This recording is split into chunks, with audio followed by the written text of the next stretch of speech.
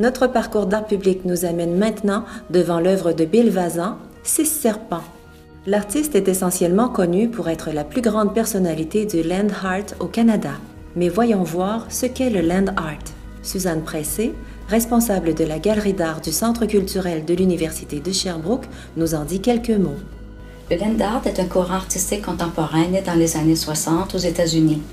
Les artistes visaient essentiellement à reconnecter l'homme et la nature en créant des œuvres à partir des matériaux naturels, des matériaux trouvés dans le sol. Il faut ajouter que ces artistes veulent se dégager des institutions muséales en créant dans la nature des œuvres qui sont vouées à disparaître. Mais comment garde-t-on une trace d'une œuvre qui va disparaître?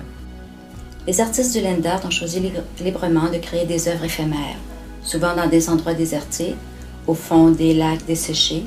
Dans ces cas-là, seule la photo et la vidéo est la trace de ces œuvres, de ces artistes réputés.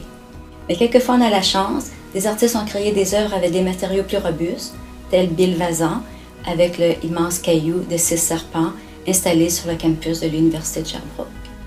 Cependant, depuis quelque temps, le land art a beaucoup évolué. Maintenant, il se diversifie un peu plus et investit les espaces publics. C'est pourquoi l'œuvre Six serpents est aujourd'hui sur notre campus. Sur l'œuvre, on peut voir des reptiles faits en pointillés. Cette grosse roche peut faire penser à des sites mégalithiques et préhistoriques européens que l'artiste a très souvent visités. Mais ce que Bill Vazan recherche avant tout, c'est faire ressortir notre sensibilité primitive, notre instinct d'homme de la nature. Car la roche brute et le motif animal renvoient le spectateur à un temps passé où les humains ne dominaient pas la nature, mais vivaient grâce à elle et à sa merci. Il s'agit d'une des rares œuvres du land art créées par Bill Vazan qui existe toujours aujourd'hui. Deux œuvres se trouvent à Sherbrooke, l'une au parc Lucien Blanchard de la collection du Musée des Beaux-Arts de Sherbrooke et l'autre à l'Université de Sherbrooke.